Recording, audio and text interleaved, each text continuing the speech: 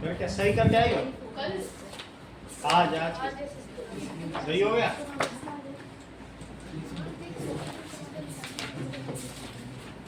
चलो एसएसटी के नंबर पता चले आप लोगों के? सर हिंदी के बताओ। हिंदी के कितने हैं? 37। कम आ रहे हैं इस बात तो। तुम्हारे कितने?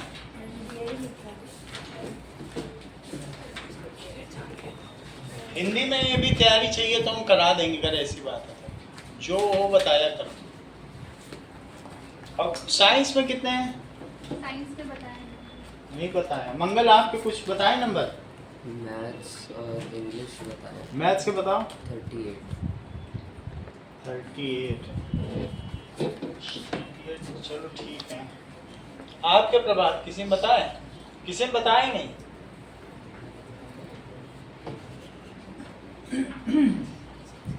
तो स्कूल में अभी क्या चैप्टर चल रहा है KV2 में? एसिड बेसिस ही चल रहा है। बोलो। खत्म हो गया एसिड बेस। तो मतलब वो खत्म हुआ है, अभी कोई नया का पता नहीं चल रहा ना। KV2 में तो तुम लोगों में भी यही कराएंगे क्या? हो सकता है। और तुम्हारे में कंट्रोल एंड कोऑर्डिनेशन चल रहा है, और कोई नहीं चल रहा है इसके अलावा? और कोई एसिड बेसिस अभी नहीं हुआ है। कंट्रोल एंड कोऑर्डिनेशन कराएंगे।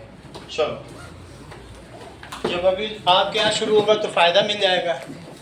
एसिड बेसिस तो मैं फिर उसके बाद छोटा चैप्टर जल्दी करा दूं। हाँ सर मेरी क्लास में तो खत्म हो गया कंट्रोल एंड कोऑर्डिनेशन। ठीक है, तो कंट्रोल एंड कोऑर्डिनेशन और एसिड बेसिस का क्या है? वो स्टार्टिंग में सर नहीं हुआ है ना, तो ये बहुत छोटा चैप्टर है कंट्रोल एंड कोऑर्डिनेशन, ये 2 दिन में हो जाएगा। तो खत्म करके एसिड बेसिस में 15 दिन लगेगा। तो कंट्रोल एंड कोऑर्डिनेशन निपटा देते हैं और फिर हम एसिड बेसिस आराम से कराएंगे। चलो नाउ निकालो चैप्टर नंबर 6 है, कौन सा है ये? चैप्टर नंबर 6 है, ठीक है।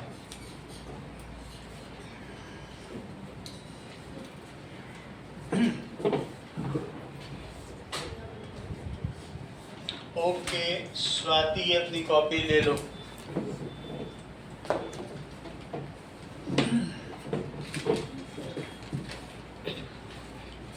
फैन चाहिए कि नहीं चाहिए? नहीं चाहिए। प्रियांशु को फैन चाहिए? ठंडी रहेगी।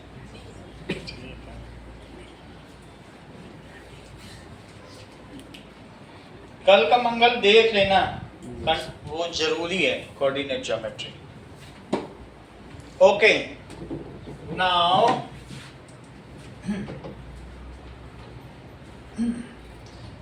Control and coordination.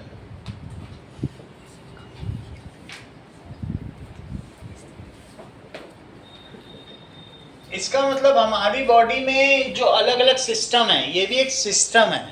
Respiratory system, digestive system, इसी तरीके से एक्सक्रीटरी सिस्टम, उसी तरीके से एक दूसरा सिस्टम भी है, नियंत्रण और समन्वयन। समन्वय कोऑर्डिनेट करते हैं डिफरेंट। अगर हम अपना हाथ यहाँ ले जाना चाहते हैं तो यहीं जाएगा। अगर हम अपने हाथ यहाँ ले जाना चाहते हैं तो खाना नाक पे नहीं लग जा रहा है, मुंह ही तक जा रहा है। और जब मुंह में जा रहा है उसी समय मुंह खुल भी जा रहा है। ऐसा नहीं कि दाल चावल ऊपर लग जाए, मुंह कहे मैं तो नहीं खुलता, तुम हाथ लाए हो तो लाए होगे, मैं तो नहीं खुलता। ऐसा कभी होता है क्या? तो इन this way our body coordinate. जब हम खाना खाते हैं तो जो हमारा इंटरनल सिस्टम है, हमारे विसरल ऑर्गन्स हैं, वे खाना डाइजेस्ट करते हैं और क्या वो डिफरेंट पार्ट्स को पहुंचा देते हैं। आंख देखती है सांप को और पैर पीछे हट जाते हैं।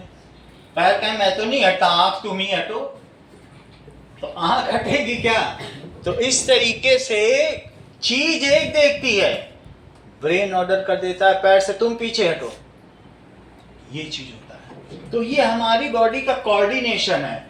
गरम कप अगर हम पकड़ते हैं, बहुत गर्म है तो छूट जाता है, लेकिन मम्मी एक चाटा मार देती हैं तो हम उसी गरम कप को सोचते हैं कि अब इसे रख देना ज़्यादा ठीक है क्योंकि चाटा ज़्यादा महंगा पड़ेगा।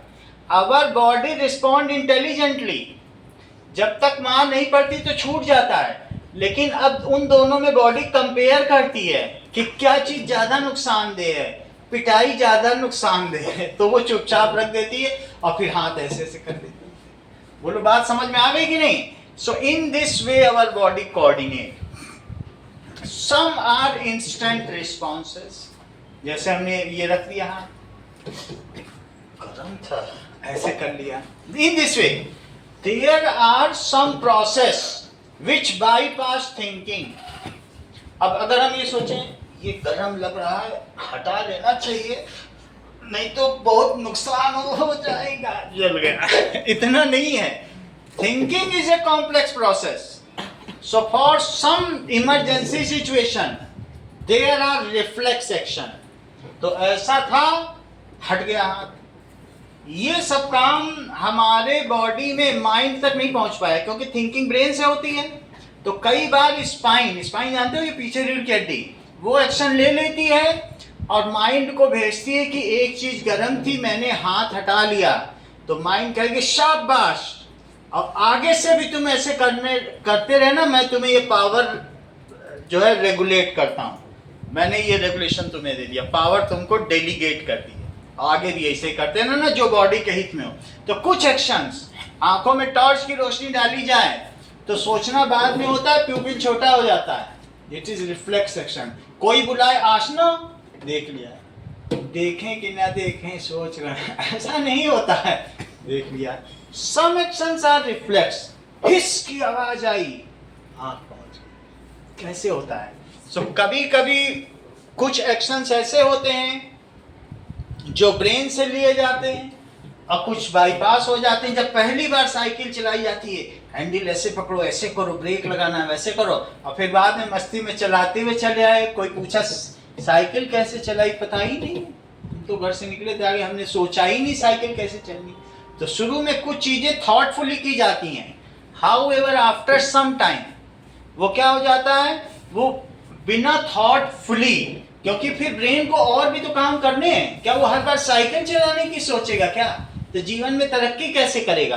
तो initially some jobs are done. वही कथक नृत्य करने वाली लड़की शुरू में सोचती है ऐसे स्टेप करना है तो वैसे स्टेप करना है, लेकिन बाद में हो जाता है उससे सब, वो परफॉर्म करती, डेली करती हैं, बॉलीवुड एक्ट्रेस डेली परफॉर्म करती हैं, सोचना ही नहीं पड़ता। हम लोग भी वॉकिंग करते हैं, एक शिशु, एक छोटा बच्चा है, वो वॉकिंग करेगा तो वो चलते समय इधर उधर करेगा, पैर सोचेगा कैसे रखें कैसे, आपको क्या सोचना पड़ता है कुछ। तो इस तरीके से हमारी बॉडी में तुम ये तो देखते हो कंट्रोल एंड कोऑर्डिनेशन है। कभी ऐसा हुआ है कि एक पैर उठाओ तो दूसरा भी साथ में उठ गया हो, गिर ही पड़ोगे? तो ऐसा तो कभी नहीं हुआ है। या कभी दोनों हाथ ही आगे चल रहे हो, दोनों पैर, ये हमारी बॉडी के बैलेंस को बनाने के लिए, कि सेंटर ऑफ ग्रेविटी एक ही जगह रहे, वो शिफ्ट ना होती रहे।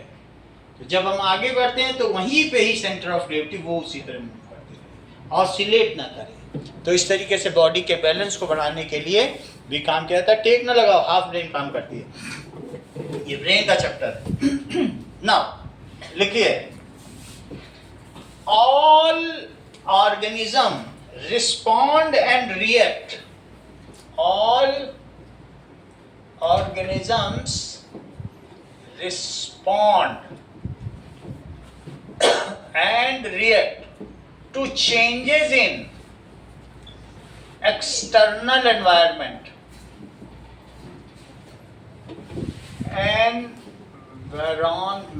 Environment के पीछे वो respond करते हैं, प्रतिक्रिया देते हैं। हीट आ जाए तो हट जाएंगे, कभी कभी बारिश आ जाए तो बारिश की ओर जाएंगे कि पहली बारिश है, और रोज रोज आए तो हट जाएंगे। दोनों चीजें होती हैं, या तो टुवर्ड्स होता है, या पॉजिटिव रिस्पॉन्स है, या नेगेटिव रिस्पॉन्स, दोनों तरीके के रिस्पॉन्स हैं। If it is suited to our life, if it is for the stake of our life, हमारे जीवन के लिए जरूरी है तो हम वैसा करते हैं। चाहे पॉजिटिव रिस्पॉन्स भी दे सकते हैं, निगेटिव भी दे सकते हैं। आग के साथ हमेशा निगेटिव रिस्पॉन्स है, लेकिन सर्दियों में हम आग की तरफ थोड़ा पॉजिटिव रिस्पॉन्स दे देते हैं। ऐसा होता है कि नहीं होता है? रिस्पॉन्ड, तो हम इस पे रिस्पॉन्ड करते हैं और रिएक्ट भी कर देते हैं to change in external atmosphere. अभी रिस्पॉन्ड नहीं कर रहे हो, अभी मान लो आप सीट पे बैठते हो तो क्या सीट मैसेज देगी ब्रेन को, हाँ बहुत अच्छा बैठे हैं, ब्रेन कहेगी चुप रहो, हमारे पास 10 और काम है, तुम यही मैसेज दिए जा रहे हो, बहुत अच्छी जगह बैठे। जब परिवर्तन हो, जब सीट के नीचे गर्म लगने लगे, ठंडा लगने लगे, तब बताना, चुपचाप बैठे रहो, दिमाग मत खराब करो। तो if there is change in environment then body react and respond का मतलब है या तो मूव अवे आ जाएगी या टुवर्ड्स आ जाएगी इस चीज को। So that is the changes in environment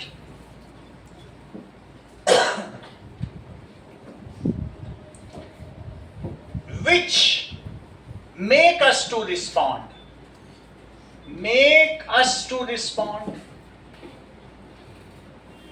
are called stimuli। उन्हें क्या कहते हैं? जो हमारे अंदर रिस्पॉन्स पैदा करते हैं उन्हें स्टिमुली कहते हैं। क्या चीजें हैं? या हिंदी में कहो तो उद्दीपक, जिससे हमारे अंदर उद्दीपन होता हो वो उद्दीपक कहलाते हैं। जैसे फायर एक स्टिमुली है। क्या फायर के प्रति हम रिस्पॉन्स करते हैं? तो हाँ करते हैं। वाटर के प्रति करते हैं? करते हैं। केमिकल के प्रति करते हैं? तो करते हैं। There are some response towards gravity. क्या पौधे की जड़ ग्रेविटी की ओर बढ़ती है? हाँ बढ़ती है। क्या पौधे का तना स्टेम एंटी ग्रेविटी बढ़ता है, निगेटिव रिस्पांस देता है? तो हाँ देता है, उसको रोशनी चाहिए। तो ग्रेविटी के लिए हम लोग रिस्पांस इतना नहीं कर रहे हैं, बट फिर भी कभी कभी करते हैं। जब सोना होता है तो हम लोग जानते हैं खड़े खड़े सोने में मुश्किल है, सो के लेट के जाते हैं, यानी इवनली ग्रेविटी की पोजीशन में सोना हम लोग पसंद करते हैं। तो ग्रेविटी के लिए भी तो रिस्पांस होता ही है, तो ग्रेविटी भी हो सकती है। तो इन दिस वे जिसके भी प्रति हम रिस्पॉन्ड करें दैट इज कॉल्ड स्टिमुली। इसका सिंगुलर स्टिमुलस है और प्लूरल क्या है? स्टिमुलस सिंगुलर है और स्टिमुली प्लूरल। अब जरा देखो, now living organism so respond to light, heat, cold, sound, और भी बहुत सारी चीजें हैं। लाइट भी आंखों में पड़े तो आंखें रिस्पॉन्ड करती हैं, इवन साउंड में भी हम रिस्पॉन्ड कर देते हैं। बड़ी सारी चीजें हैं, प्रेशर भी हो सकता है, टेस्ट, टच, इन सब के लिए भी करते हैं। अब आगे देखिए, the response to stimuli is usually in form of some movement of body parts either towards it, that is positive response. So if body moves towards a stimulus then it is called positive response. If body moves away from a stimulus then it is called negative response. बोलो बात समझ में आ गई? If body moves towards a stimulus, जो भी stimulus होगा उन सभी में एनर्जी होगी। Stimulus contains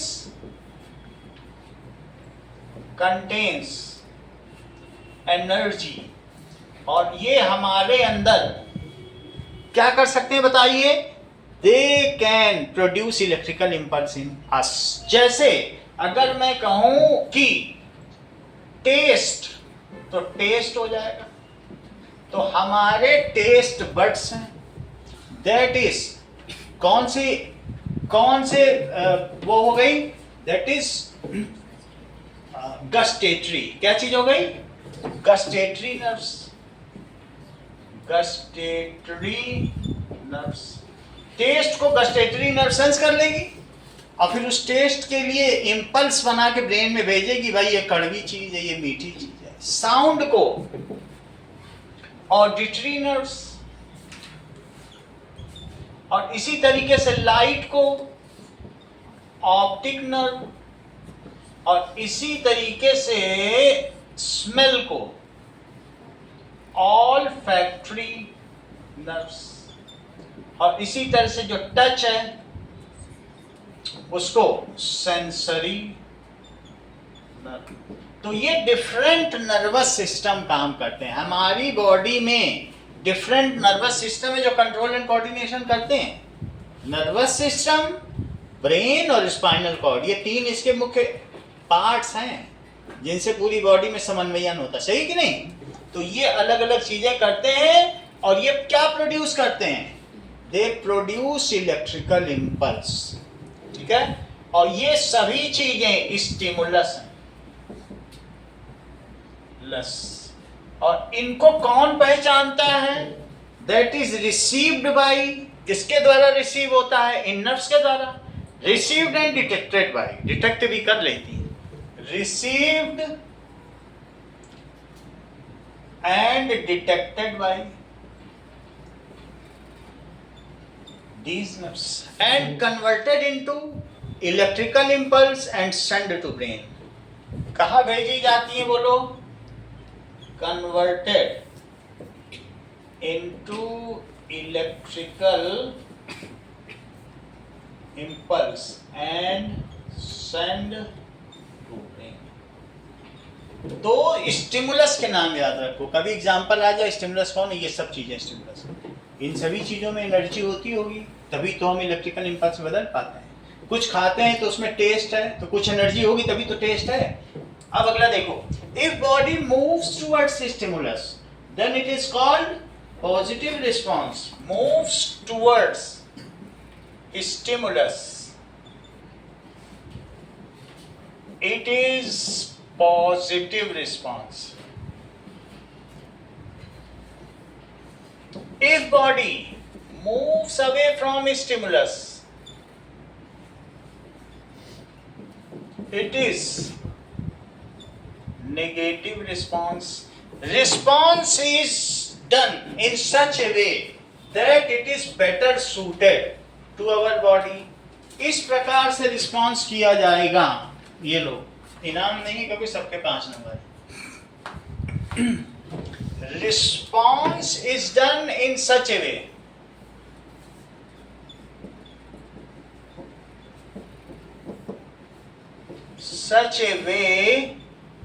that it is better suited, जो हमारे लिए सबसे अच्छा हो, suited for organism। अगर आग के पास जाना अच्छा है तो आग के पास चले जाएंगे, हटना अच्छा है तो हट जाएंगे। ऐसा रिस्पॉन्स होता है, ठीक है? अब आगे देखें कि plants can not locomote, however they also do response to stimulus.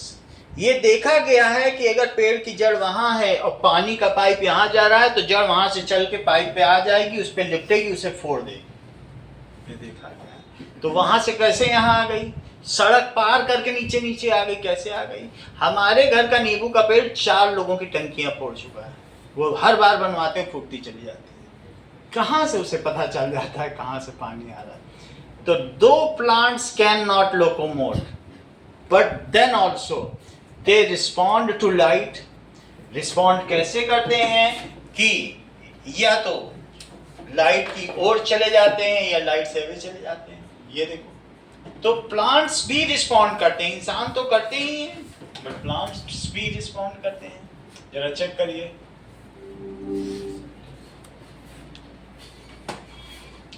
That is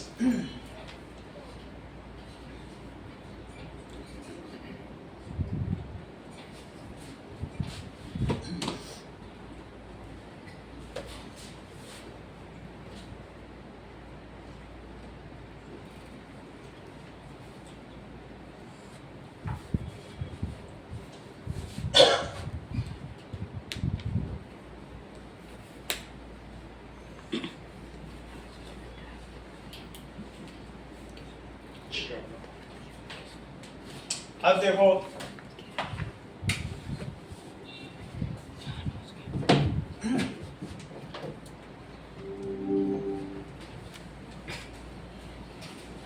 plants do not locomote. Plants हो या ट्रीज हो, चल फिर नहीं सकते,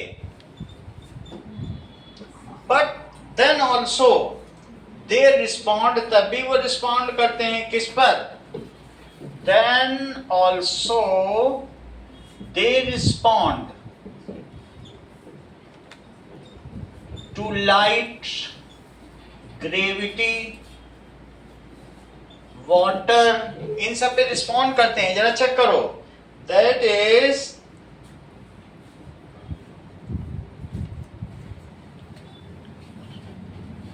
time lapse phototropism in plants. Check करिए कि प्लांट्स में अगर हम धूप में रखें, धूप एक तरफ से आने दें, तो देखो कैसे हो रहा है इनमें. ये धूप इधर से आ रही है, तो क्या ये धूप की ओर बढ़ रहे हैं? ये देखो, अब तुम धूप को उधर ले जाओ तो क्या करना है? जिधर तुम धूप ले जाओगे उधर ही जा रही है. तो इसको क्या कहेंगे? जहां जहां ले जा रहे, देखो फिर मुड़ गए. इसको क्या कहा जाएगा? कि दे रिस्पॉन्ड टू लाइट. कर रहे हैं कि नहीं कर रहे हैं? हो रहा है कि नहीं? ये इट इज रिस्पॉन्स. और रूट का तो मैंने तुमको बता दिया पानी के लिए भी. तो इस तरीके से अब आगे देखो. तो that is plant will do not, they also respond to light, gravity, water, chemicals. ऐसा भी करते. अगर तुम उनके पास हार्मफुल केमिकल हाइड्रोक्लोरिक एसिड रख दो, जड़ें मानी जाएंगी, दूर चली जाएंगी, मालूम है काम बढ़ जाना. तो इस तरीके से इन सब के लिए वो करते हैं. आगे देखिए. That is both plants and it is one of response. क्या होता है? That is control and coordination. Response to change in environment is one of the essential life process in every living organism. अगर कोई response नहीं करता है तो इसका मतलब उसे मरा हुआ माना जाना चाहिए. तो ये जैसे हमारे 7 लाइफ प्रोसेस हैं, रिप्रोडक्शन, एक्सक्रीशन, न्यूट्रिशन, ग्रोथ, ये सभी चीजें, रेस्पिरेशन, तो उसी तरीके से कंट्रोल एंड कोऑर्डिनेशन भी एक लाइफ प्रोसेस है. Control and coordination is essential life process of all living organism. Control and coordination, control and coordination is one of essential. जो बहुत कोमा में चले जाएगा, बस वही ऐसा होगा कि नहीं करेगा रिस्पॉन्स. आप उसको ऐसे कुछ करोगे, बाइट करो, कुछ कर नहीं पाएगा. अदरवाइज सब में है. One of the essential life process of all living organism.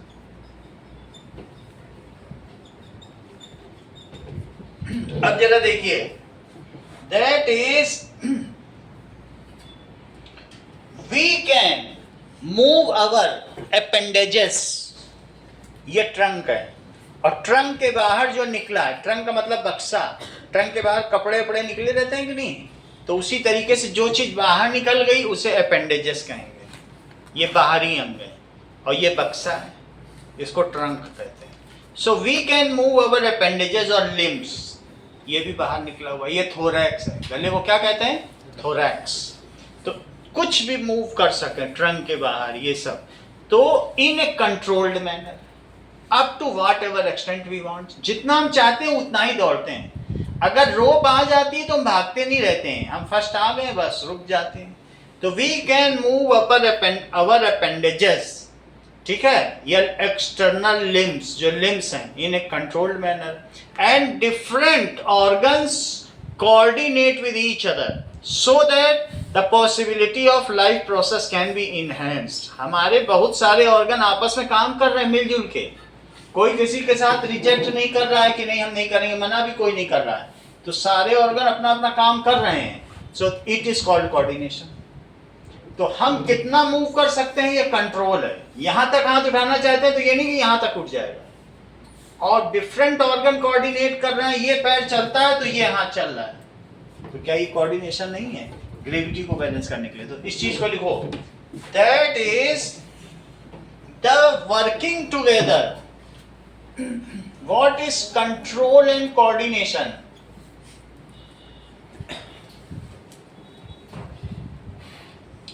अगर आपको कोऑर्डिनेशन देखना है, कंट्रोल देखना है, तो देखो एक प्लेयर किस प्रकार से बॉल को पकड़ता है, दौड़ते दौड़ते पकड़ ले रहा है, या एक डांसर किस प्रकार से अपने अंगूठे पे नृत्य कर रही है। ये कंट्रोल का इतना अच्छा एग्जाम्पल है। प्लेयर्स के एग्जाम्पल्स लो, डांसर के example low, it needs control, even coordination of the body. Balance भी चाहिए, नहीं तो गिर जाए डांस करते करते। तो that is control and coordination, working together of various organs.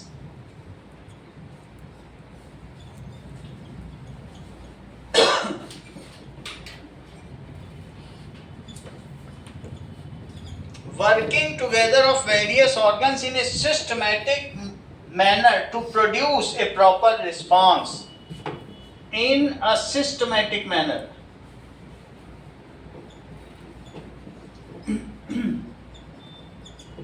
To produce a proper response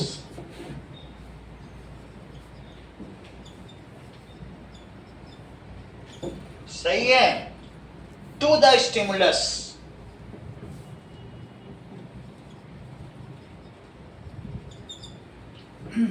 Is called coordination. Is called coordination.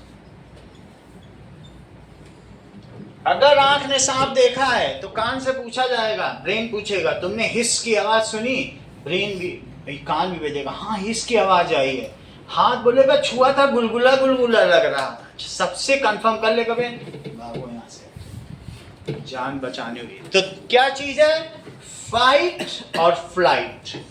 या तो लड़ सकते हो तो लड़ो, जर्मन शेफर्ड आ गया है और तुम चारों तरफ से बंद हो तो तुम सोचोगे अब तो फ्लाइट तो नहीं कर सकते, फाइट।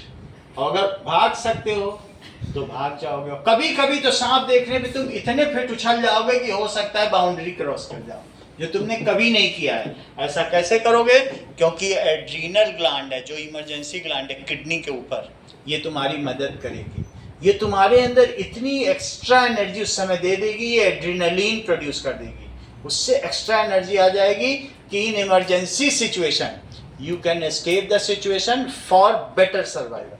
बोलो बात समझ में आ गई। तो इस तरीके से ये कोऑर्डिनेशन कहलाता है। अब आगे देखिए, दैट इज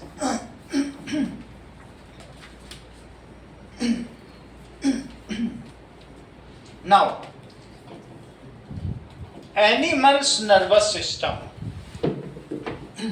हमारा नर्वस सिस्टम कैसे काम करता है?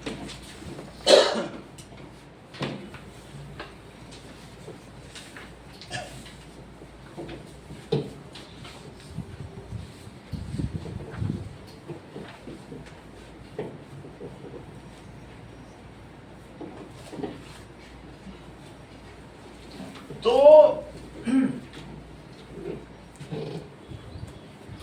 ये देखिए, एनिमल्स नर्वस सिस्टम, जो हमारा कंट्रोल एंड कोऑर्डिनेशन है, कंट्रोल एंड कोऑर्डिनेशन, ये दो सिस्टम से चलता है।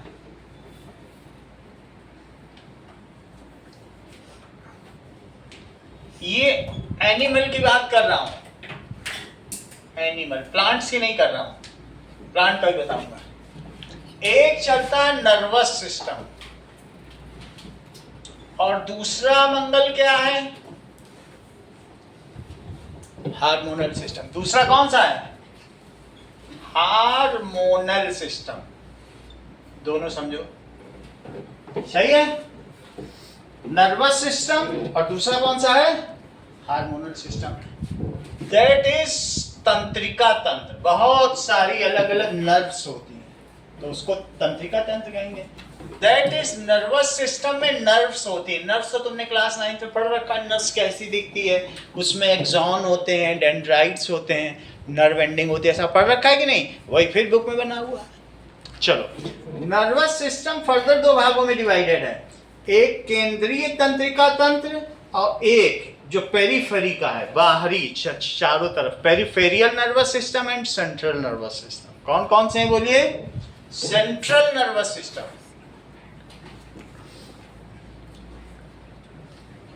सिस्टम, और दूसरा कौन सा है? पेरिफेरल।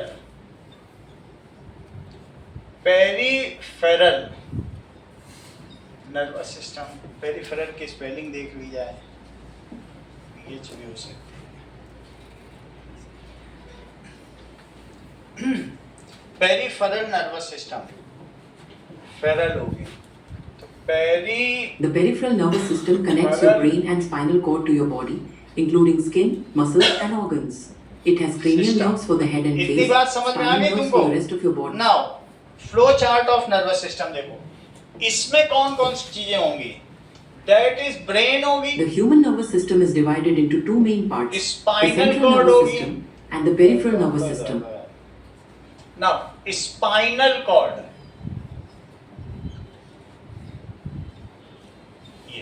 ये स्पाइनल कॉर्ड किस में होगी? कॉर्ड का मतलब तुम समझती हो जिगिशा की नहीं समझती हो?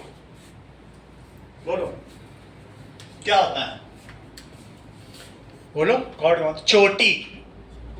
जैसे तुम्हारी मम्मी डेली तुमसे बोलती है आओ बेटी कॉर्ड बना दे, तो ये छोटी है। ये माइंड जो है ना, ब्रेन के साथ जब तुम ब्रेन अभी निकालोगे, इसमें भी निकाल दिखाएंगे तुमको, तो ब्रेन से एक चोटी निकल के आएगी, वो लटकती रहेगी, उसको कहेंगे कॉर्ड।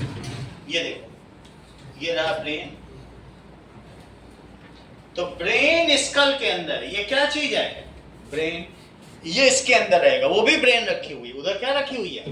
ब्रेन रखी है। स्कल के अंदर एक कैविटी, ये चीज है। इसके पीछे चोटी लटक रही है। क्या लटक रही है?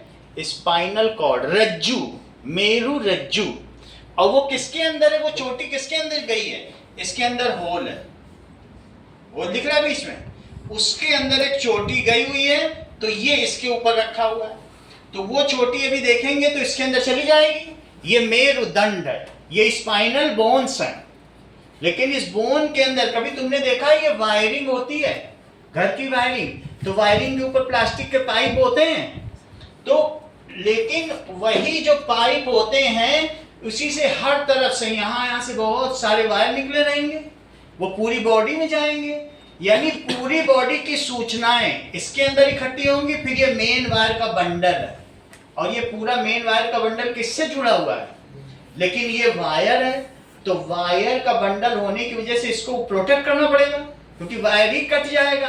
क्यों तुम लोग इरेक्ट बैठते हो सीधे? क्यों कभी तुम लोग अपनी पीठ झुकाते नहीं हो? क्योंकि जानते हो झुकाने से बार बार ये सीधा टेढ़ा होगा तो कट जाएंगे वायर, और जिसके कट जाएंगे तो उससे तुम पूछो कि इस क्वेश्चन का आंसर बताओ, कहेगा हाँ सर, क्या सर, अच्छा सर, वो रिस्पॉन्ड ही नहीं कर पाएगा। और जो सीधा बैठा है, okay sir, yes sir, no sir, ये चीज है, ये रिस्पॉन्डिंग सिस्टम है। वो सोचेगा सांप आ गया है, वो देखता रहेगा। रिस्पॉन्डिंग बच्चा जो सीधा बैठा है वही तेज है। जिसकी स्पाइन सीधी है वो 60 साल का होते हुए भी है, और स्पाइन जिसकी झुकी है 10 मिनट बैठ के झुक जाता है, थक जाता है, तो समझो कि बात बनी नहीं। वो एक तो पहली बात रिस्पॉन्स ही नहीं दे पाएगा, माइंड तक फीडबैक ही नहीं पहुंचेगा, तो माइंड कंट्रोल क्या करेगा? तो इसलिए स्पाइन का जो पोस्चर है वो सब लोग सीधे बैठे हैं, आप सभी लोग जानते हैं। तो ये दैट इज कौन कौन सी चीज है बताइए? कॉर्ड। कॉर्ड का मतलब बोन नहीं होता, कॉर्ड का मतलब इसके अंदर की जो चोटी है। तो अब हम लोग एनाटॉमी देखते हैं, that is brain along with spinal cord. ये हमारा कौन सा सिस्टम है? That is central nervous system. अभी मैं आपको दिखा देता हूं, जरा चेक कर लें। कहने का मतलब है कि कौन कौन सा सिस्टम है, जरा देखो।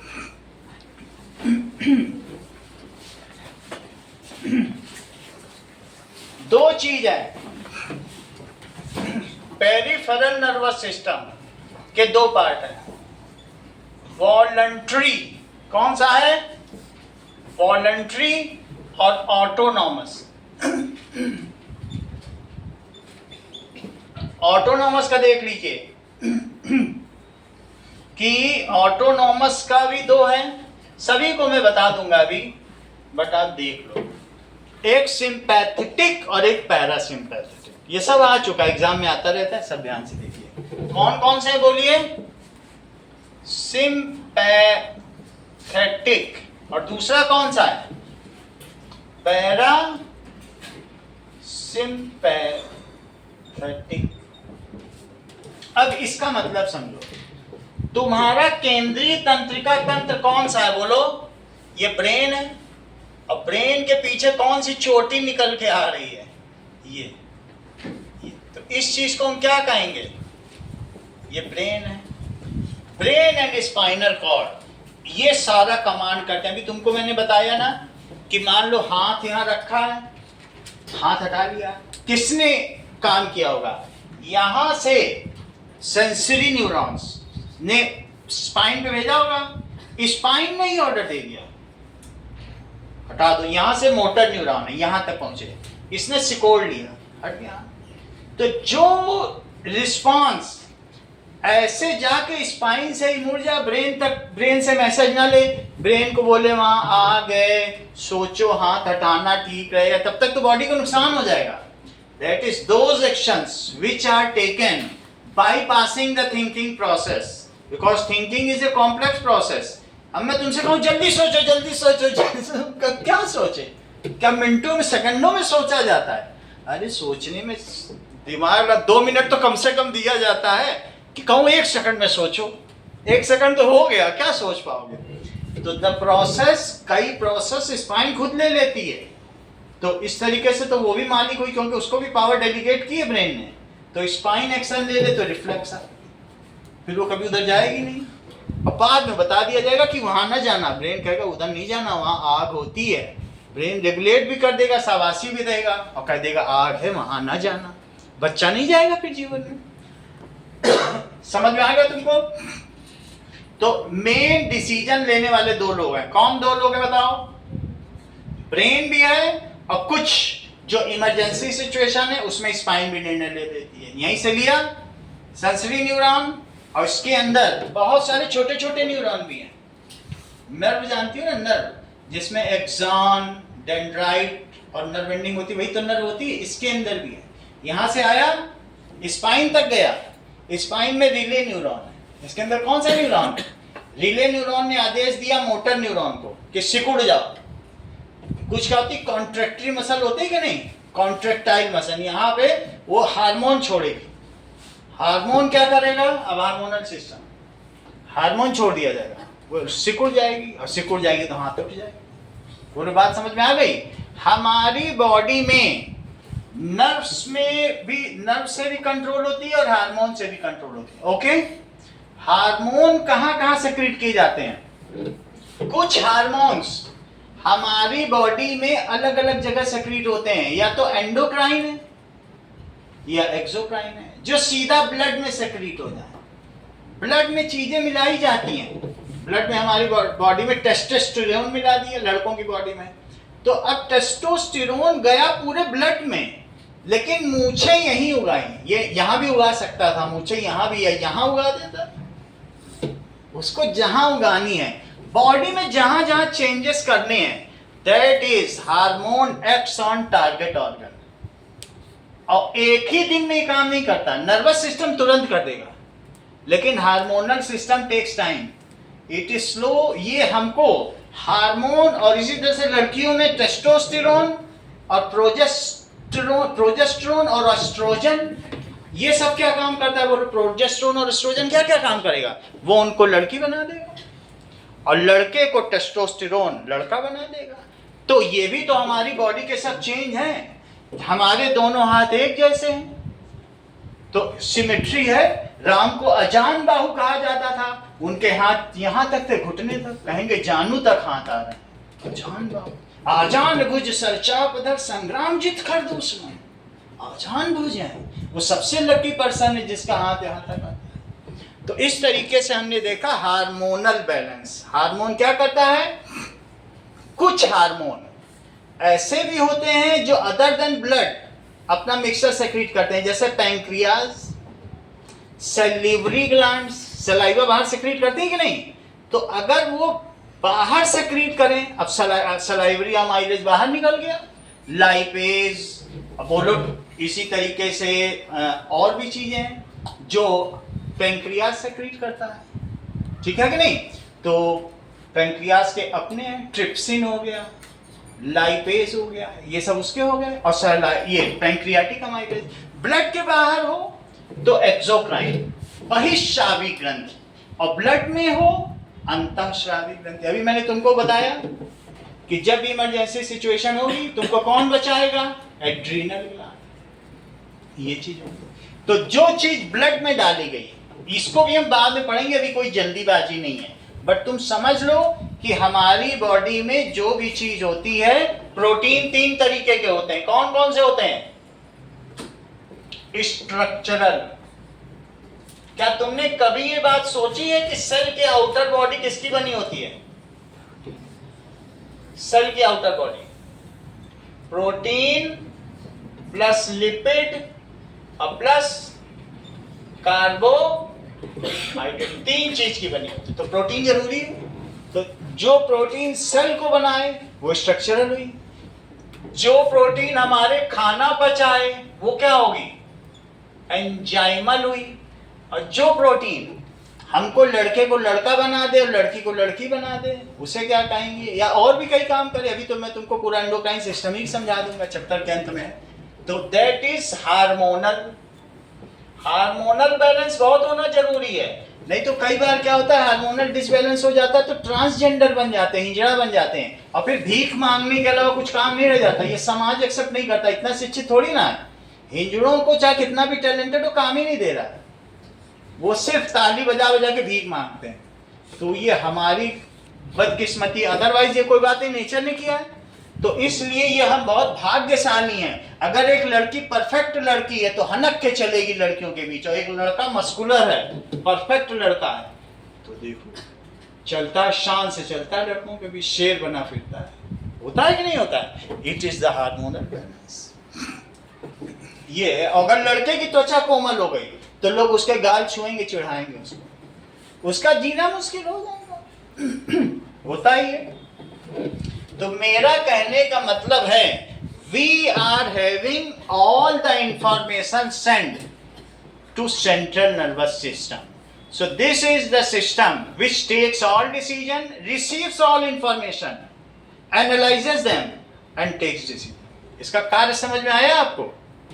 Receives all information, analyzes them, reconciles with the previous history. Mind में तुम 80 साल जियोगे तो पहले साल की भी हिस्ट्री है तुम्हारी। अगर जरूरी है कि आग से बचना है तो उसको मालूम है कि वहां गए थे, एक तिलस्म की स्टोरी, वहां उस गुफा में आग थी, वहां नहीं जाना है इस गुफा में, बचपन में मैं गई थी तो आग थी। ये चीज डिकोड कर देगा। तो ये क्या करता है बोलो? दैट इज, जरा इसे ध्यान दें, देखो, anatomy of brain with spinal cord. इस चीज को आप देखो कि ये जो हमारा ब्रेन है और स्पाइनल कॉर्ड की एनाटॉमी आप देखिए, तो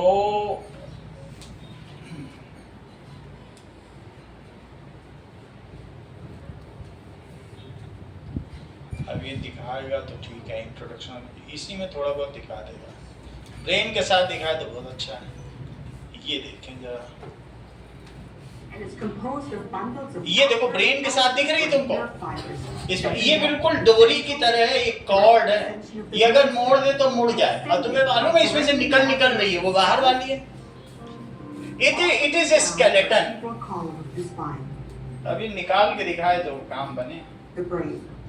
ये देखो, ठीक है ना, इट इज वेरी फ्लेक्सिबल, ये छोटी ही है, समझो, इट इज ब्रेडिंग। ब्रेड का मतलब समझते हो? छोटी, braided. And the next minute it receives its name from its spiderweb-like appearance. This fluid cushions tightly to the surface of the spinal cord. बाकी तो हम देख लेंगे, बस यही चीज इसके अंदर है, ठीक है। ये देखो उठा के दिखा रही है कि नहीं सारा? It is braided matter. So let's look at the arrangement brain के साथ है ये। nerves as they emerge from the Okay, central nervous system. so we have Shown seen here is a diagram the of brain what the along central with nervous system would look like spinal from behind. cord. The upper swollen end of the central nervous system. बाकी आगे देखते हैं। ये देखो पूरी spinal cord दिखा दी इसने।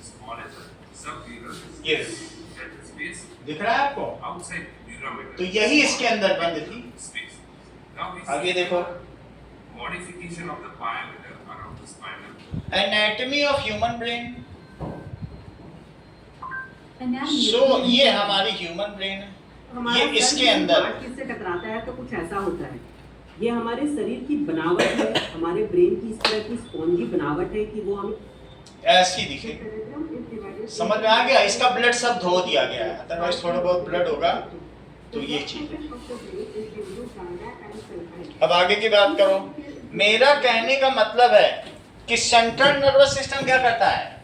Receives all information. सही है? और क्या क्या करेगा बोलो?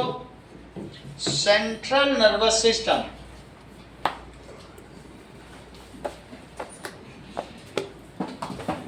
receives all information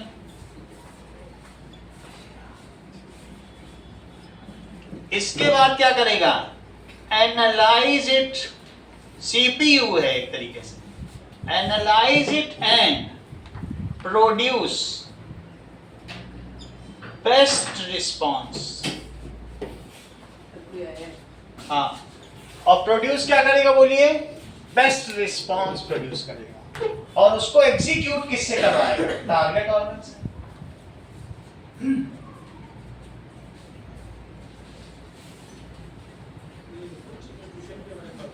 आगे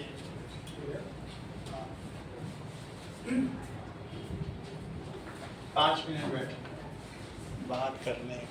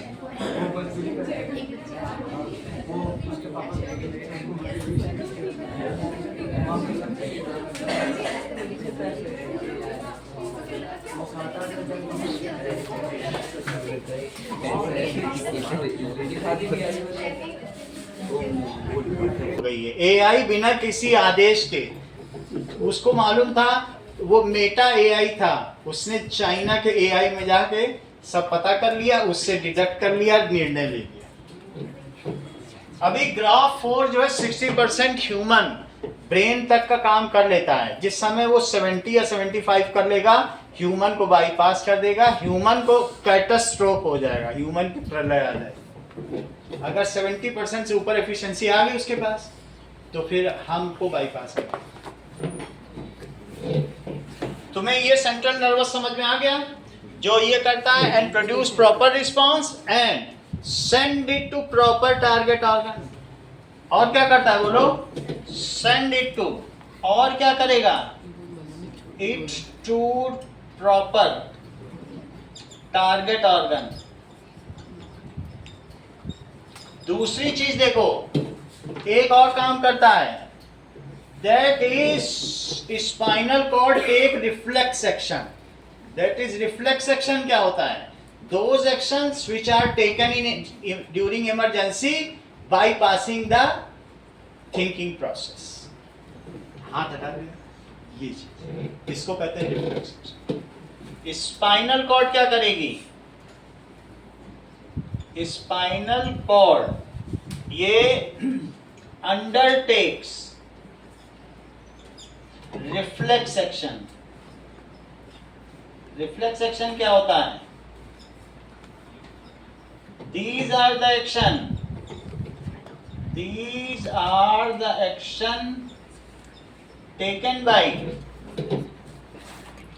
taken during emergency situation।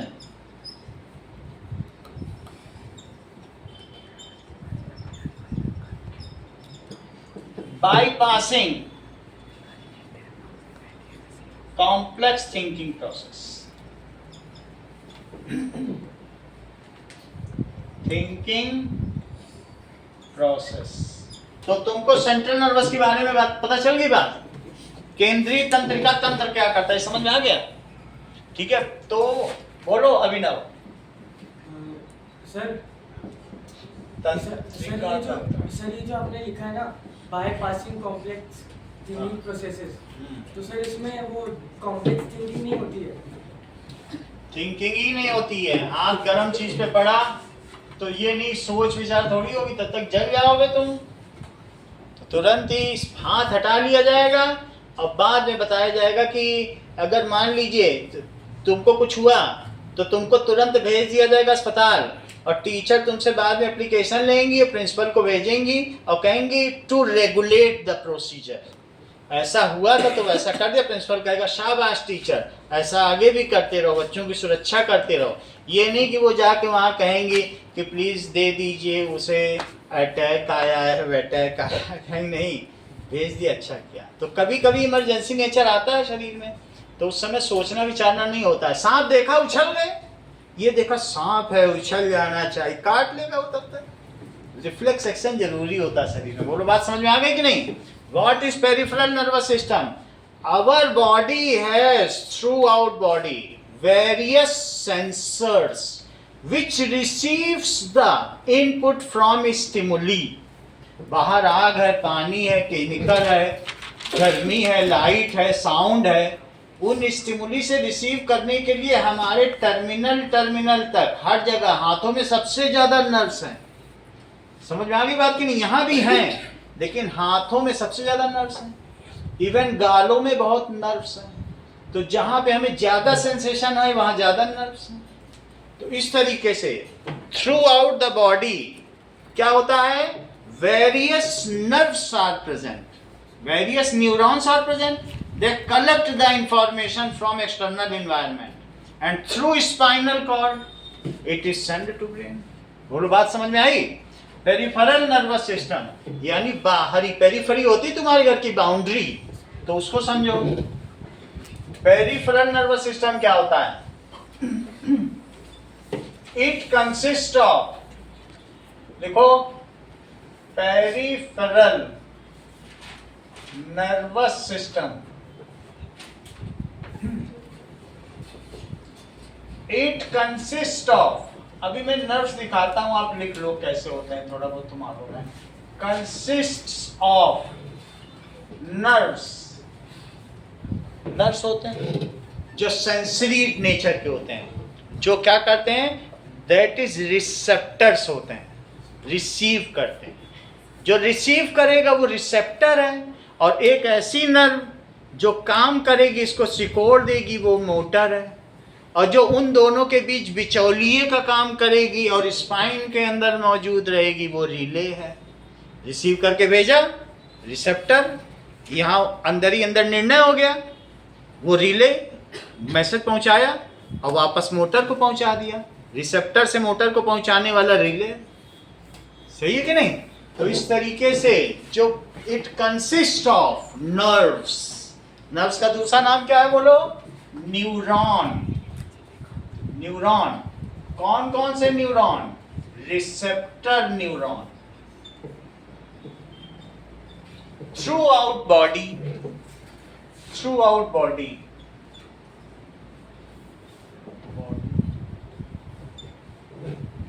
सही है। It receives information from external stimuli, stimuli तो एक्सटर्नली होते हैं, so it receives information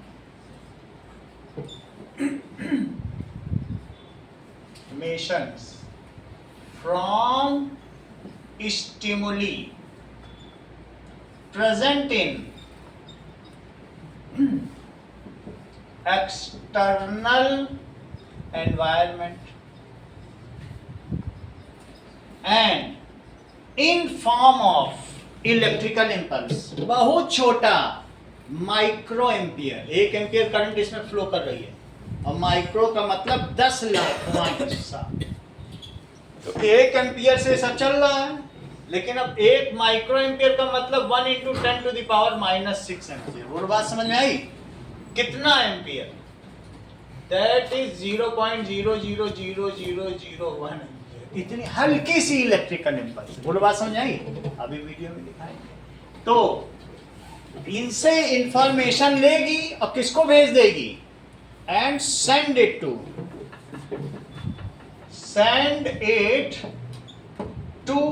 brain, brain पे भेज दी जाएगी via spinal cord in form of electrical impulse.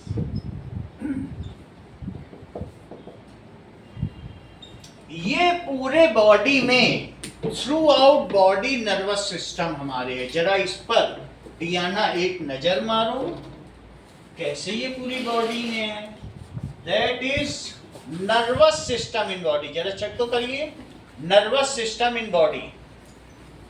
तो अगर आपको ये इमेज देखनी है तो ये कहाँ नहीं फैला हुआ है, ये पूरी बॉडी में नर्वस सिस्टम फैला हुआ है। ये चेक करो, even it is so extensive कि पूरी बॉडी में ऐसा कोई हिस्सा नहीं है जहां नर्व्स ना हो। ये तो फिर भी बहुत कम है। तो that we will see, that is peripheral nervous system। देखो, peripheral nervous system in body। Okay, तो ये पूरी बॉडी में देखो कितना जाल फैला हुआ है। तो देख रहे हो, इवन स्पाइन से निकल रही है नसें, ये जो वो कैसी घास जैसी दिख रही है, ये सब नसें ही तो हैं, ये पेरिफेरल नर्व्स हैं। और ये सब जगह से सूचना है, इवन ये इंटेस्टाइन से भी ले रही है। कुछ सिस्टम ऑटोनॉमस होते हैं, इंटेस्टाइन को कब क्या करना है, पेरिस्टाल्टिक मूवमेंट करना है, कब क्या करना है, अपने आप चलेगा। तुम चलवा रहे हो क्या अंदर? तो कुछ सिस्टम इनवॉलंटरी हैं, तुम उसे बंद नहीं कर सकते। तो ये अंदर वाला है, देख रहे हो ना। अब कुछ पूरा बाहर जाल फैला हुआ है, ऐसे ही ब्राउन कलर के रेशे हैं, these are the fibrous in nature. वो बात समझ में आ गई? पूरी बॉडी में है, ये अंदर के काम खुद ही करा रही है और बाहर तुम्हें वॉलंटरी करना है अपने अपेंडेजेस के थ्रू। सही है, समझ में आ गया ना? इट इज सो एक्सटेंसिव, यानी रियल बॉडी देख लो। अब स्पाइनल कॉर्ड देख लो, ये देखो,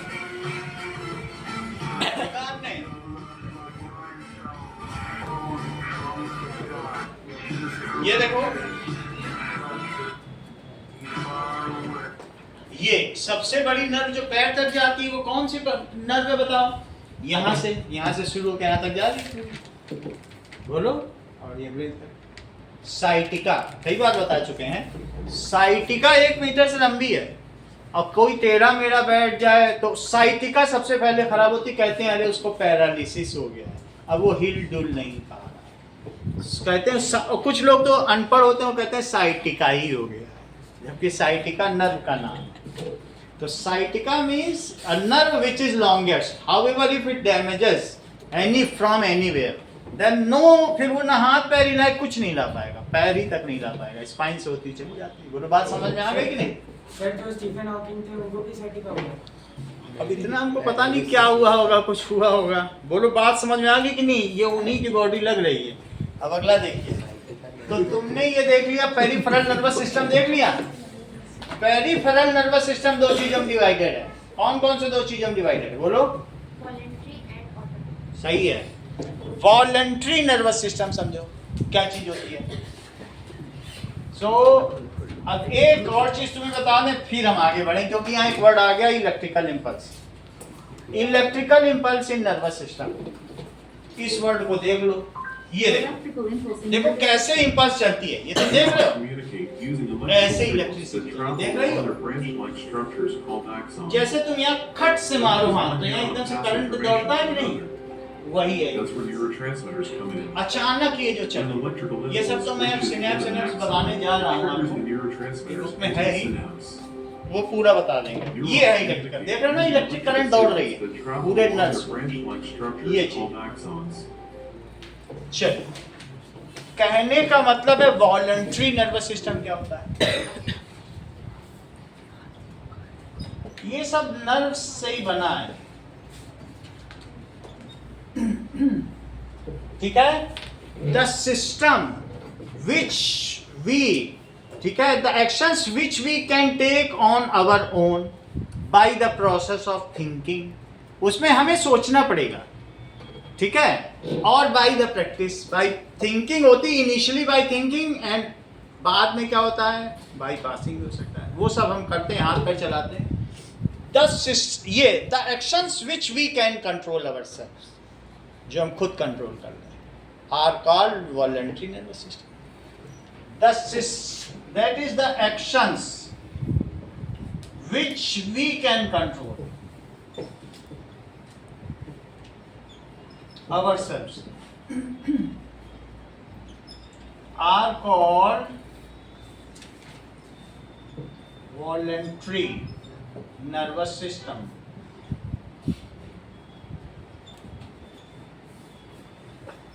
ये चीज होती है। That is example of movement of limbs. Limbs कुछ भी हो सकते हैं, 4 लिम्स हो सकते हैं, हाइंड लिम्स हो सकते हैं, आगे के पैर। लिम्ब का मतलब अंग होता है, पीछे के पैर हाइंड लिम्स। लिम्स का दूसरा नाम है अपेंडेजेस।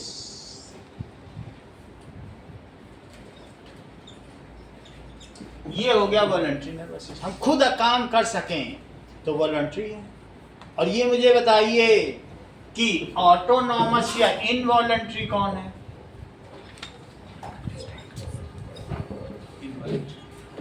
सही है। इनवॉलंटरी एक्शन है जैसे changing of size of pupil, peristaltic movement, that is controlling the heart beat. खुद नहीं कर सकते, अपने आप होता है, तो उसको क्या कहेंगे? Involuntary nervous system. That is nervous system which controls the visceral organ. कई चीजें तुम्हारे अंदर हैं, वो विसरल ऑर्गन है, वो अपने आप ही चलेगा। अब पे जो हमारा स्टमक है वो ऐसे ऐसे क्या कर रहा है बताइए? खाने की चर्निंग कर रहा है, मिला रहा है खाने। तो वो जो चर्निंग मूवमेंट है, जैसा मिक्सी करती है, वो अपने आप कर रहा है, हम थोड़ी करा रहे हैं। डायाफ्राम का ये सब कौन करा रहा है? अपने आप हो रहा है। नहीं तो सांस की चिंता, हम सो ही ना पाए रहा, क्योंकि सांस न लेंगे तो क्या होगा। तो इस तरीके से the moment which body controls itself, on which we have no control, they are autonomous in nature. ठीक है, the movements done by visceral organ, सीधी बात, the movements done by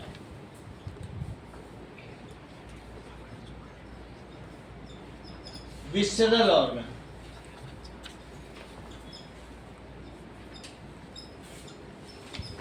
it is involuntary.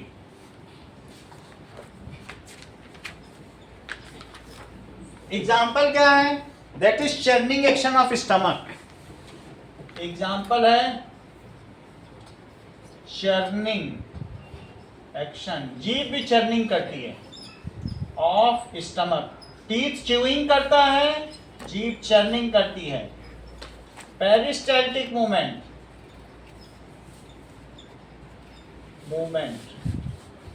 दोनों जगह होता है. पेरिस्टाल्टिक मूवमेंट ईसोफेगस में भी होता है, इंटेस्टाइन में भी होता है. और दैट इज रेगुलेशन ऑफ प्यूपिल. तीसरा कौन सा है? Regulation of प्यूपिल. इतनी बात समझ में आ गई? तो अब जबकि हमको ये पता चल चुका है कि ऑटोनोमस या इनवॉलंटरी एक्शन क्या होता है, तो इसमें भी दो हैं. कौन कौन से बताओ? Sympathetic and parasympathetic. जरा उसे भी समझो. चलिए, now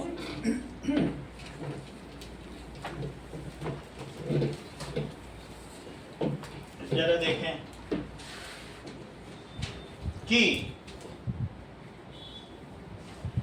function of sympathetic nervous system.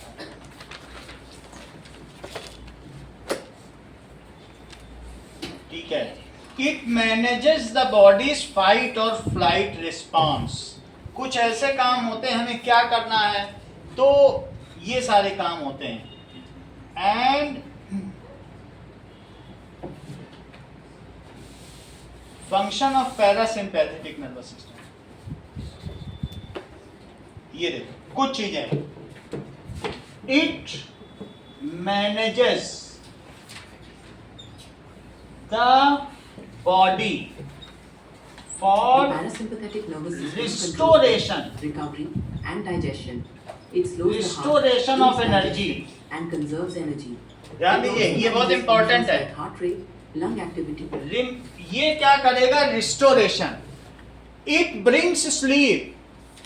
That is, ये क्या करता है? Makes body to take rest so that next day it again prepares. तो हमें नींद आती है, इसकी वजह से आती है. ठीक है, ब्रिंग्स स्लीप. क्या लाता है? Brings sleep. ये सब काम करेगा. और क्या करेगा? Restoration of energy. ये सब काम करेगा. ये क्या क्या करेगा?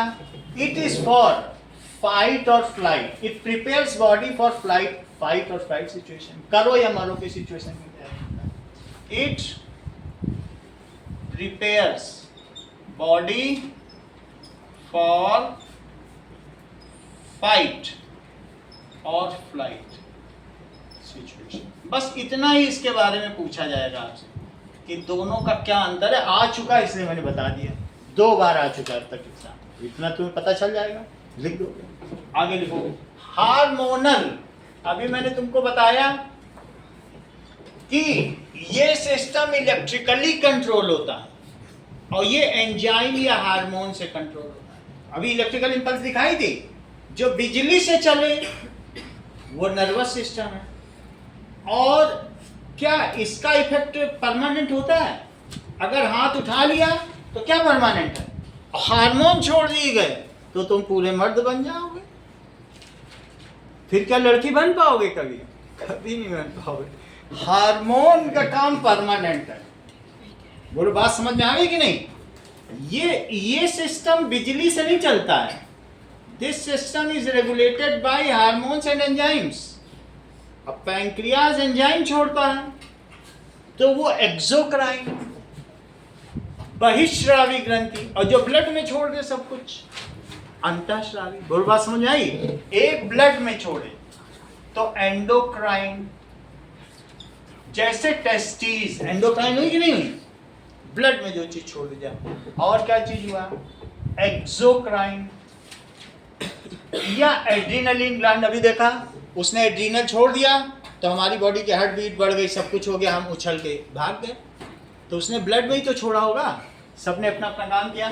इसको लिखो अंतःस्रावी ग्रंथि, पूरी बात लिख लो, पूरी फिर बाद में बताएंगे डिटेल में। श्रावी ग्रंथि, ये पूरा चैप्टर है तुम्हारे में। That is hormones are release, hormone protein होते हैं, अभी लिखा था कि नहीं, hormones are released directly into blood. Hormones, hormones कहाँ रिलीज किए जाते हैं, are released directly to blood. अच्छा तुमने ये चीज कभी पढ़ी है कि दैट इज लीवर है और लीवर में एक गॉल ब्लैडर होता है, क्या होता है, और गॉल ब्लैडर में क्या होता है, सबसे आगे छेद होता है, उस छेद का क्या नाम है, और बोलो ये कहां पे अपने सेक्रीशन रिलीज करता है, डुओडीनम में करता है कि नहीं करता है, ये सही है। तो इसमें डक्ट होता है जिसका नाम, डक्ट का मतलब छेद, और इस छेद को क्या कहते हैं, बाइल डक्ट। तो बाइल डक्ट क्या करेगा, जो बाइल डक्ट है ये अपने सेक्रीशन, ये साबुन का पानी भरा है, इसमें और कुछ नहीं भरा है, येलो ग्रीन कलर का साबुन का पानी भरा है, और वो इससे डाल के फैट को तोड़ देता है और इमल्सिफाई कर देता है, घुलनशील बना देता है पानी। तो कहने का मतलब है कि जो एक्सोक्राइन ग्लैंड है दैट इज डक्ट ग्लैंड, उसमें छेद होते हैं, जैसे बाहर डक्ट टेप आता है तो मम्मी कहेंगे अनुष्का जाओ डक्ट टेप लेके ऊपर पानी की टंकी चिपकाया, उसमें से बह रहा पानी, तो अनुष्का जाएंगी, मम्मी मैंने डक्ट पे टेप लगा दिया, अब पानी नहीं बह रहा है, ओके बेटा you have done it good, ऐसे बता देंगे। डक्ट का मतलब ही छेद होता है। तो ये वाली ग्लैंड कैसी हैं बताइए, करेक्ट, डक्टलेस। देखो भी बोला नहीं तुम्हारे सामने, ये डक्टलेस है, ये पकड़ लिया चीज को, बोला जिसे ब्लड में ही सेक्रीशन डालना उसमें छेद की क्या जरूरत, ब्लड तो हर जगह बह रहा है, और जिसको अदर देन ब्लड डालना वहां छेद चाहिए। तो इट मिक्सेस इट्स सेक्रीशन, जब मैं सेक्रीशन बोलूं तो एंजाइम समझो, यहाँ हार्मोन है और यहाँ क्या है, एंजाइम्स। इट मिक्सेस, जैसे कि हमारे सेल्यूलरी डक्ट तुमने कभी सुना है, टंग में भी डक्ट है, छेद, छेद का मतलब कुल्हड़, ये डक्ट होती है, इसमें से लुढ़क के, जैसे पूरे स्टमक में ग्लैंड है, तो ग्लैंड का मतलब वो उसमें से लुढ़का देती, कुल्हड़ में रस भरा हुआ है, लुढ़का दिया, फिर भर गया, गुड बात समझ में आ गई कि नहीं। तो डक्ट एक तरीके से उसमें आगे छेद होगा ना, तभी तो लुढ़क जाएगा, तो ये इसका डक्ट है। कभी कुल्हड़ आइसक्रीम खाई कि नहीं, that is it mixes it's enzymes. Enzymes क्या होते हैं, that is digestive proteins, strong digestive protein. इसे क्या कहते हैं, जैसे लाइक वो नहीं होता है, तुम लोग देखते हो लाइजोसोम में अंदर पैथोजन आया, खा पी के बराबर कर दिया, फट गया तो सर वो खा पी डाला, बड़े स्ट्रॉन्ग एंजाइम्स होते हैं। तो एंजाइम्स होते हैं that is it is catalyst, ये क्या होते हैं, which increases the rate of reaction, so enzyme, and do not consume during the reaction, वो खुद खत्म नहीं होते हैं, रिएक्शन बढ़ा देते हैं, काम पूरा करके फिर वहीं आ गए। ये चीज होता है हमारी बॉडी में, बहुत सारे एंजाइम है, ट्रिप्सिन, अमाइलेज, लाइपेज, लेकिन क्या वो कभी खत्म होते हैं, 20 बार खाना पचा चुके हैं और ट्रिप्सिन वहीं का वहीं है, हाँ कभी उल्टी हो जाए तो सब बाहर निकल जाता है, फिर मम्मी 10 दिन खिचड़ी खिलाती हैं कि जब तक लाइपेज बन नहीं जाता बिटिया, अमाइलेज ट्रिप्सिन बन नहीं जाता, खिचड़ी खाओ। तो हमारी बॉडी से लॉस भी हो सकता है वॉमिटिंग के थ्रू, बाइल जूस भी निकलता है ग्रीन कलर का, जब सब निकल जाता है तो बाइल जूस भी लास्ट में निकलता है, और वो साबुनी होता है। तो ये क्या चीज करती है, it mixes it's enzymes other than blood. कौन सा डक्ट वाला है, कौन सा डक्टलेस है, एंडोक्राइन डक्टलेस है और एक्सोक्राइन हर चीज तुम जानते हो। दैट इज इट्स एंजाइम्स, ठीक है, अदर देन ब्लड। बोलो इतनी बात तुमको समझ में आ गई? अदर देन ब्लड ये काम कर रहा है। अब देखिए नाउ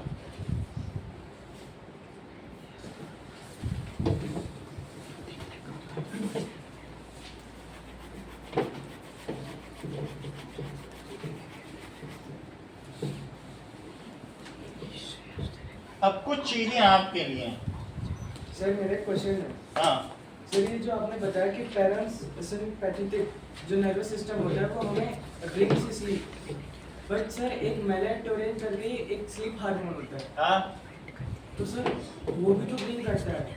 क्या करता है? मेलेटोनिन एक स्लीप मेलाटोनिन, हाँ हाँ वो एक स्लीप हार्मोन होता है, तो उससे भी तो मतलब हार्मोन की थ्रू ही तो आ रहा है। हार्मोन की, तो फिर से बोलो क्वेश्चन। मेरा क्वेश्चन ये है कि जो आपने बताया ना कि पैरासिम्पैथेटिक नर्वस सिस्टम होता है ब्रिंग्स स्लीप, तो इसका मतलब है पैरासिम्पैथेटिक ये नर्व्स के साथ काम करता होगा। अब देखो बहुत सारी चीजें हमारी बॉडी में यहाँ से आया मैसेज, लेकिन जब यहाँ पे भेजना था मोटर न्यूरॉन ने तो हार्मोन की मदद ली, कॉन्ट्रैक्टाइल। तो ये इनमें आपस में भी कोऑर्डिनेशन, ये सेपरेटली काम नहीं कर रहे। आया इलेक्ट्रिकल इम्पल्स से और मैसेज गया हार्मोन से, हार्मोन का नाम है कॉन्ट्रैक्टाइल, ठीक है। कुछ चीजें लिखो।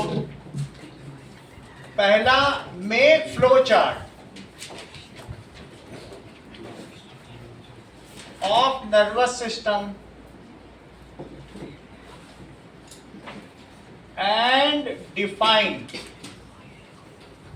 ईच, हर एक को डिफाइन करो। Number 2, that is they write 5 types of stimuli, 5 types of stimuli, and also write name of nerve which detects it, nerve which detects it.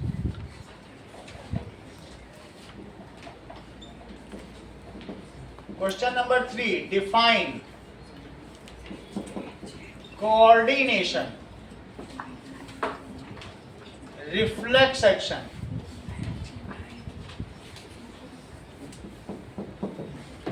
okay. Now tactless gland,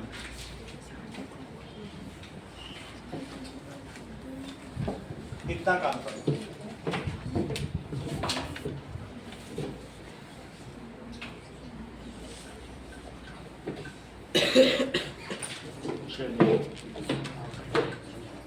वो हम कल पढ़ा देंगे, वो सारा कल पढ़ा देंगे, ठीक है। रिफ्लेक्स इतना जितना आज पढ़ा है इसे